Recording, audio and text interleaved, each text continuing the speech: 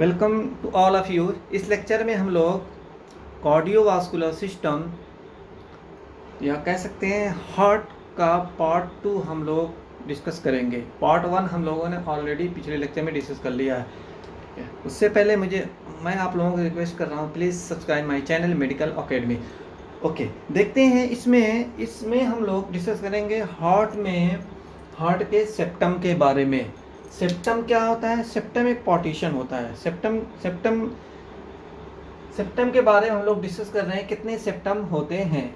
ठीक है ना। ये जो स्ट्रक्चर जो दिख रहा है, ये लाइन जो दिख रही है, ये क्या है? इसको क्या बोलेंगे? सेप्टम। ठीक है ना। सेप्टम कितने हैं? 2 सेप्टम हम लोग देख रहे हैं। ठीक है। सेप्टम कौन है? ये देखिए, ये जो पोर्शन यहाँ से यहाँ तक ये जो पोर्शन दिख रहा है, ये क्या है?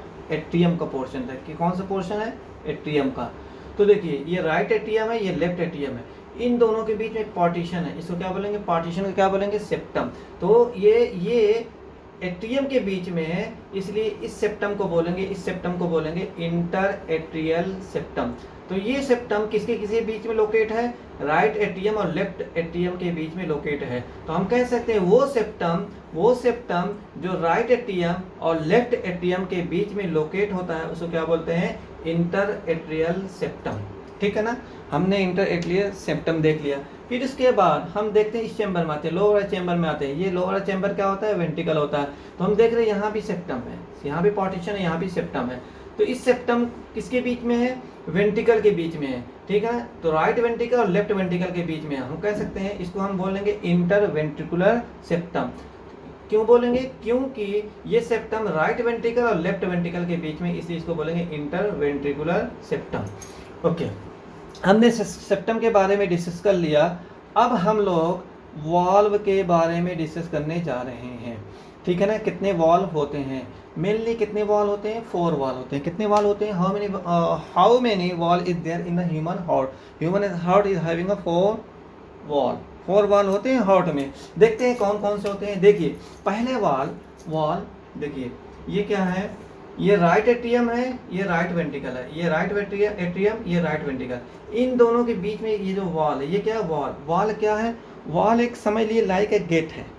Like a gate, valve is nothing is like a gate, like a channel. ये क्या करता है? ब्लड की कब एंट्री करवाना है, कब एंट्री नहीं करवाना, कब एग्जिस्ट करवाना है, कब एंट्री करवाना ब्लड की, तो उसका काम होता है। वॉल क्या होता है? Valve like a gate, like a channel.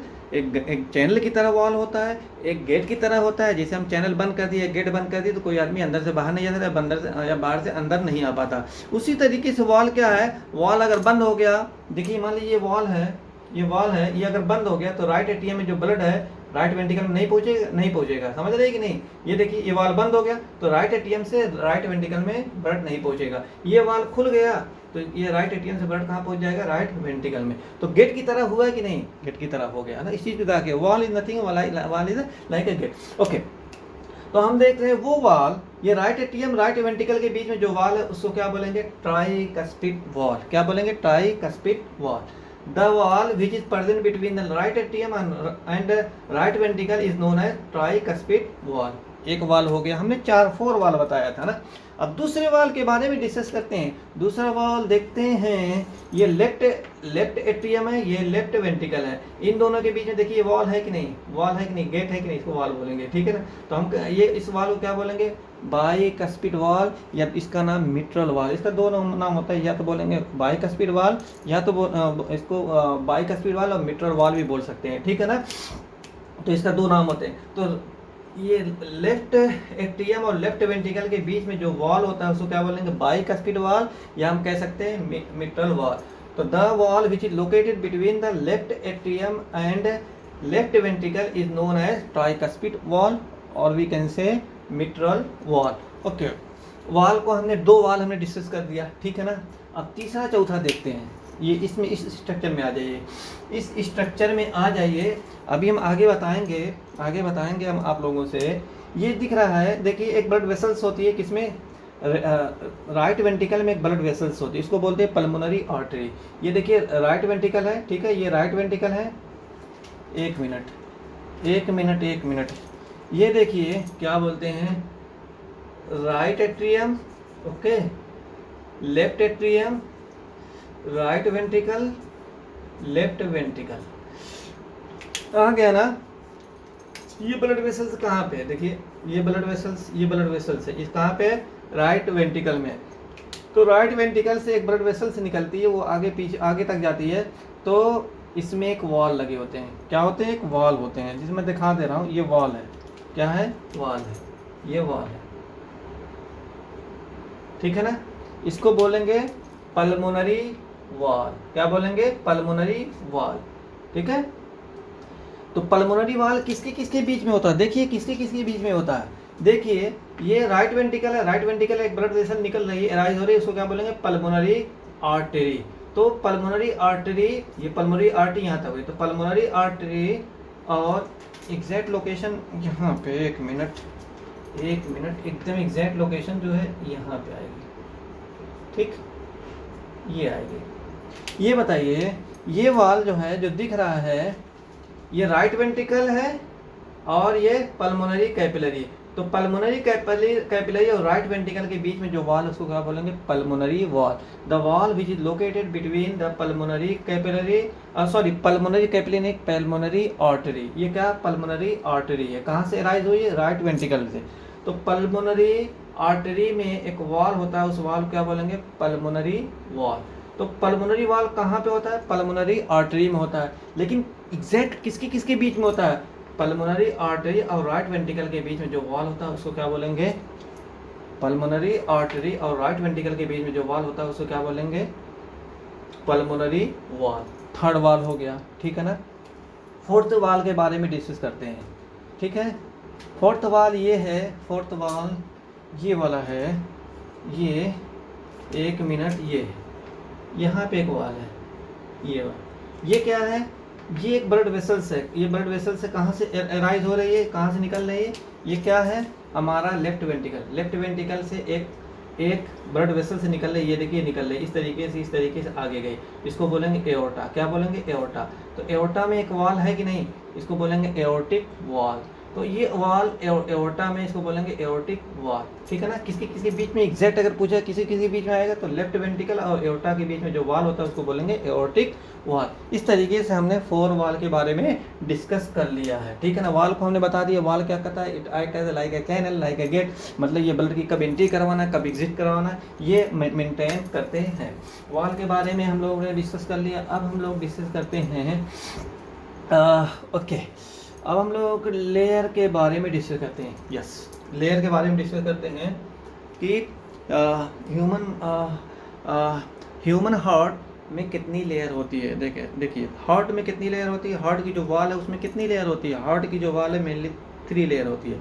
तो हम कह सकते हैं heart consist of the mainly 3 wall, heart में 3 वॉल होती है, ठीक है।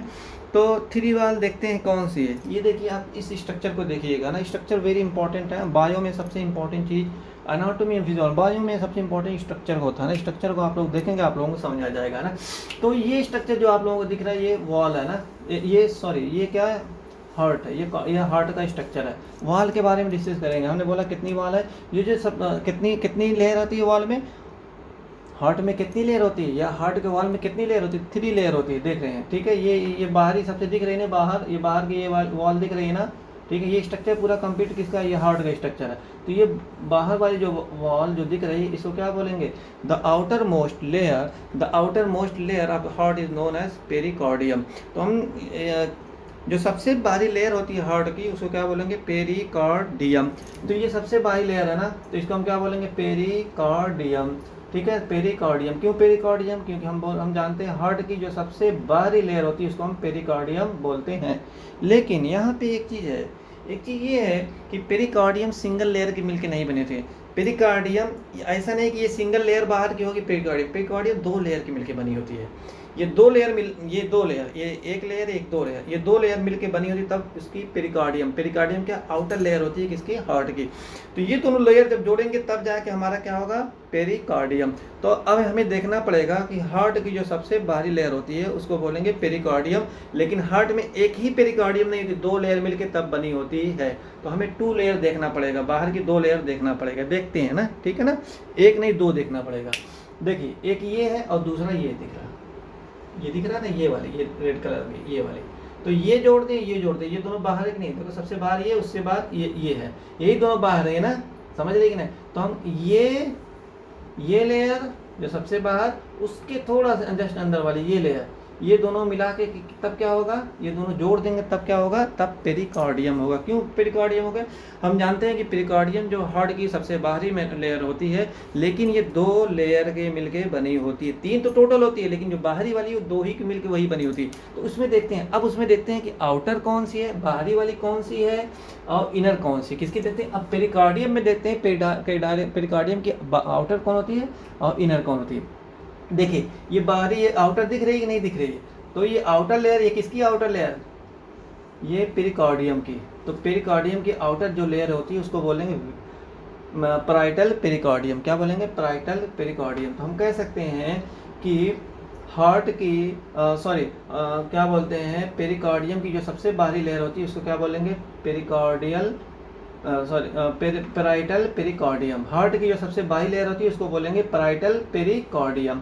उसके बाद अंदर वाली जो है पेरिकार्डियम की जो लेयर होती है, ये अंदर वाली लेयर हो गई, ये अंदर वाली किसकी हो गई, हार्ट के अंदर वाली नहीं, पेरिकार्डियम के अंदर वाली जो लेयर है, इनर लेयर, उसको क्या बोलेंगे, विसरल पेरिकार्डियम। क्या बोलेंगे, विसरल पेरिकार्डियम। तो ये भी पेरिकार्डियम है, ये भी पेरिकार्डियम है। तो ये बाहरी आउटर लेयर है पेरिकार्डियम की, ये इनर लेयर है पेरिकार्डियम की। तो इनर लेयर जो होती है पेरिकार्डियम को, उसको क्या बोलते हैं, विसरल पेरिकार्डियम। तो ये विसरल पेरिकार्डियम, ये पैराइटल पेरिकार्डियम। अब हमारी क्या होगी, हमने दो स्टडी किया, अब हमारा क्या हो गया, हार्ट की आउटर लेयर पेरिकार्डियम होगी। उसके बाद हम लोग देख रहे हैं जो मिडिल लेयर, ये अब ये मिडिल लेयर होगी, ये जो दिख रही है ये है क्या, मिडिल लेयर होगी, इसको क्या बोलेंगे, मायोकार्डियम। तो हम कह सकते हैं myocardium is the middle layer of the heart. दिख रहा है ना, ये जो दिख रहा है ना, ये मिडिल लेयर क्या है, ये मायोकार्डियम है। तो हम कह सकते हैं myocardium is the middle layer of the heart. Myocardium heart की मिडिल लेयर होती है। अब हम इस लेयर को देख रहे हैं, ये इस लेयर को देख रहे हैं, ये सबसे इनर मोस्ट लेयर, सबसे अंदर की लेयर होती है। तो इसको हम क्या बोलेंगे, एंडोकार्डियम। एंडोकार्डियम हार्ट की सबसे अंदर की लेयर होती है। तो हम कह सकते हैं कि एंडोकार्डियम हार्ट की सबसे अंदर की लेयर होती है। तो उसको क्या बोलते हैं, endocardium. Endocardium is the inner most layer of the heart. इस तरीके से हमने हार्ट के लेयर के बारे में डिस्कस किया। फिर इसके बाद हम देख रहे हैं इसमें ब्लड वेसल्स कितनी होती हैं। देखिए ये जो है राइट एट्रियम में 2 ब्लड वेसल्स होती है। देख लीजिए, एक एक चीज देख लीजिए। अब हम लोग ब्लड वेसल के बारे में डिस्कस करने जा रहे हैं, ठीक है ना। राइट एट्रियम में 2 ब्लड वेसल्स है, एक यहाँ पे ऊपर देख रहे हैं, राइट एट्रियम के ऊपर देख रहे हैं, एक नीचे देख रहे हैं, ठीक है ना। ये जो ऊपर जो दिख रही है इसको बोलेंगे सुपेरियर वेना केवा। क्या बोलेंगे, सुपेरियर वेना केवा। और जो नीचे वाली ब्लड वेसल दिख रही है इसको क्या बोलेंगे, इन्फीरियर वेना केवा। और ये राइट एट्रियम में देख रहे हैं, ये स्ट्रक्चर दिख रहा है, ये सुपेरियर वेना केवा के नीचे इसको बोलेंगे एसए नोड या साइनो एट्रियल नोड। यही इम्पल्स को जनरेट करती है, इसलिए हार्ट को क्या बोलते हैं, मायोजेनिक भी बोलते हैं। अब देखिए यहाँ पे दिखाते हैं, राइट एट्रियम से एक ब्लड वेसल से निकलती है, इसको बोलेंगे पल्मोनरी आर्टरी। तो हम कह सकते हैं वो ब्लड वेसल या वो आर्टरी जो राइट एट्रियम से, राइट वेंट्रिकल से निकलती है, उसको क्या बोलेंगे, पल्मोनरी आर्टरी। अब देखिए उसके बाद देखते हैं, और पल्मोनरी आर्टरी हमेशा डीऑक्सीजनेटेड ब्लड लेके जाएगी। क्यों लेके जाएगी उसको हम नेक्स्ट लेक्चर में बताएंगे। देखिए लेफ्ट वेंट्रिकल से एक ब्लड वेसल निकल रही है, उसको क्या बोलेंगे, एओर्टा। एओर्टा हमेशा ऑक्सीजनेटेड ब्लड लेती है, ठीक है ना, ठीक है। अब देखिए पल्मोनरी आर्टरी जो राइट वेंट्रिकल से निकलती है वो कहाँ पे जाती है, देखिए लंग्स में जाती है। 2 निकली कि नहीं निकली, एक इस साइड चलेगी, एक इस साइड। हम जानते हैं लंग्स कितने होते हैं, 2 लंग्स होते हैं। तो एक राइट साइड लंग में चलेगी, एक लेफ्ट साइड लंग में चलेगी। तो राइट वेंट्रिकल से जो ब्लड निकलेगा वो डीऑक्सीजनेटेड होगा। हमेशा डीऑक्सीजनेटेड ब्लड वेन लेके जाती है, लेकिन यहाँ पे एक्सेप्शन है कि आर्टरी डीऑक्सीजनेटेड ब्लड लेके जा रही है। यही एक एक्सेप्शन है पूरी बॉडी में कि हमेशा आर्टरी ऑक्सीजनेटेड ब्लड लेके जाती है। बस एक एक्सेप्शन है जहाँ पे आर्टरी डीऑक्सीजनेटेड ब्लड लेके जा रही है। एक्सेप्शन कहाँ पे, राइट वेंट्रिकल में। हम कह सकते हैं राइट वेंट्रिकल में जो आर्टरी होती है वो आर्टरी होते हुए भी डीऑक्सीजनेटेड ब्लड लेके जाती है। एक्सेप्शन यही है, देख लो, यही एक्सेप्शन है। तो यहाँ से डीऑक्सीजनेटेड ब्लड लेके जाएगी, कहाँ पे लेके जाएगी, लंग्स में। लंग यहाँ से देखिए दो ब्रांच निकलेगी, एक राइट लंग में चलेगी, एक लेफ्ट लंग जाएंगे। तो यहाँ से जितना भी डीऑक्सीजनेटेड ब्लड होगी लंग्स को देगी, लंग्स फिर उसके बाद लंग्स जो है बाहर निकाल देगा, ठीक है ना, डीऑक्सीजनेटेड ब्लड को, ठीक है, सॉरी लंग्स जो है कार्बन डाइऑक्साइड को जो बाहर निकाल देगा, ठीक है, डीऑक्सीजनेटेड ब्लड फिर आगे चला जाएगा। फिर लंग्स से फिर कितनी निकलती है, क्या बोलते हैं, 4 वेन निकलती है। कितनी वो निकलती है, 4 वेन निकलती है लंग से, ठीक है। तो 2 राइट लंग से और 2 लेफ्ट लंग से वेन निकलती है। तो वेन जो लेके आती है ब्लड, क्या ऑक्सीजनेटेड ब्लड लेके आती है।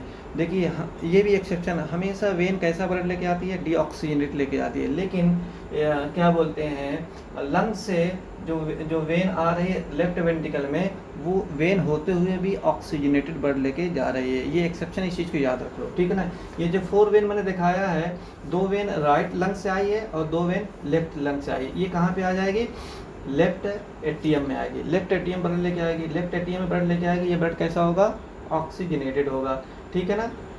तो इस तरीके से ब्लड का सर्कुलेशन होता है। अब देखिए वाल्व का क्या काम है, जब राइट एट्रियम में ब्लड, देखिए डीऑक्सीजनेटेड ब्लड 2 तरीके से राइट एट्रियम में पहुंचता है। एक ये इस ब्लड वेसल क्या बोलेंगे, इन्फीरियर वेना केवा। इन्फीरियर मतलब नीचे से, बॉडी के नीचे वाला जो पेरिफेरल ऑर्गन होता है, जो नीचे वाला ऑर्गन होता है, जो पेरिफेरल पार्ट होता है, उससे लेके ब्लड आती है।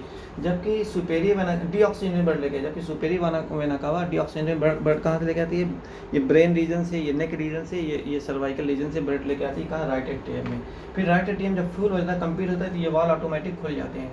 ऑटोमेटिक जब खुल जाते हैं तो फिर उसके बाद ये ब्लड कहाँ आया था, राइट वेंट्रिकल में आया था, ठीक है ना। देखिए इसमें देख लीजिए, सुपेरियर वेना केवा के थ्रू ब्लड आ गया राइट एट्रियम में, और इन्फीरियर वेना केवा के थ्रू ब्लड आ गया क्या, राइट एट्रियम में।